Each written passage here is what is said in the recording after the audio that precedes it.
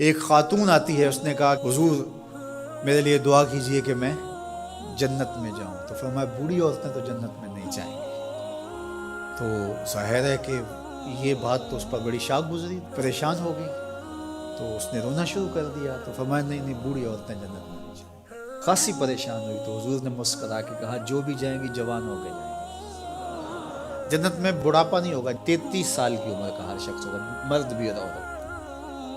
جردن مردن، داڑھی بھی نہیں ہوگی، مونچھیں بھی نہیں ہوں گی. اور صرف انبیاء علیہ السلام کی کچھ ذوات ہیں اعزاز کے طور پہ جن کی داڑھی ہیں، باقی جردن مردن فرمایا گیا. 33 سال کا عنفوان شباب، جوانیاں، تو بوڑھا کوئی بھی نہیں ہوگا. تو کہا کہ بوڑھی عورتیں تو جنت میں نہیں جائیں گی. اس طرح ایک شخص آیا، اس نے کہا جناب میں نے سفر پہ جانا ہے اور مجھے کوئی اونٹ عطا کر دیجیے. میں تو اونٹ کا بچہ دوں گا. اس نے کہا حضور میں نے بچے کو کیا کرنا، نہ بوجھ اٹھا سکے نہ سوار اس کے اوپر ہوا جا سکے. کہا میں تو وہی بچہ ہی دوں گا. اس نے کہا حضور مجھے کوئی اونٹ دے دیجئے، میری ضرورت ہے. فرمایا میں تو بچہ ہی دوں گا. تو وہ بڑا پریشان ہوا. فرمایا مجھے بتا کوئی اونٹ ایسا ہے جو کسی اونٹ کا بچہ نہ ہو. تو یہ سچ بھی ہے اور مزہ بھی. ایک صحابی تھے، وہ حضور علیہ السلام کے لیے دیہات کی چیزیں لایا کرتے تھے. ہوتا نا ہمارے بھی دیہاتی دوست آتے ہیں، گڑ لے آتے ہیں، کوئی ساگ پات لے آتے ہیں. تو اس زمانے میں جو بھی دیہاتی چیزیں تھیں، تو وہ بدو تھا کسی دیہات کا، تو دیہات کی کوئی چیزیں لے آیا کرتا تھا. اور پھر حضور اس کو شہر کی چیزیں دیا کرتے تھے. اللہ اکبر. اور وہ گھاس لا کے شہر میں بیچتا تھا. تو ایک دن وہ بازار میں گھاس رکھ کے بیچ رہا تھا. حضور علیہ السلام چپکے سے پیچھے سے گئے اور اس کی آنکھوں پر ہاتھ رکھ دیا. اس کو ہماری زبان میں کہتے ہیں کولی بھرنا.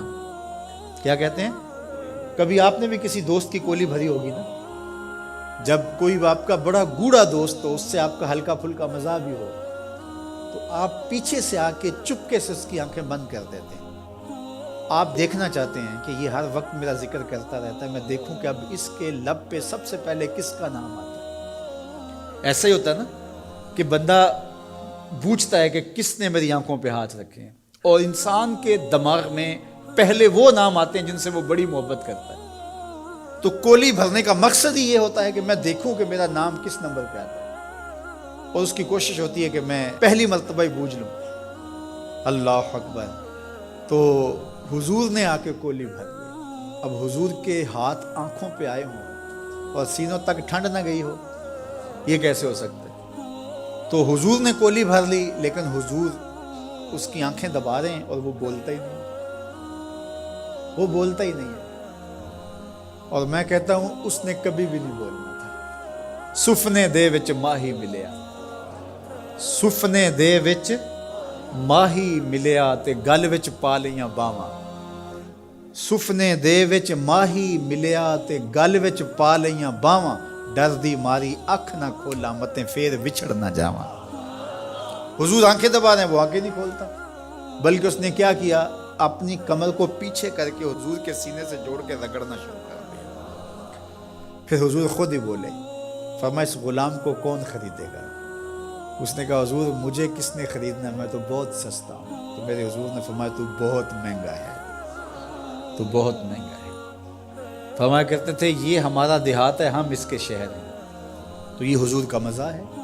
تو مزاح کرنا جائز ہے، لیکن حضور نے آ کے کولی بھری نا. کسی صحابی کو جرأت تو نہیں ہے کہ آ کے حضور کی کولی بھر لے. تو چھوٹا بڑے سے مزاح نہ کرے، بڑا چھوٹے سے مزاح کرے.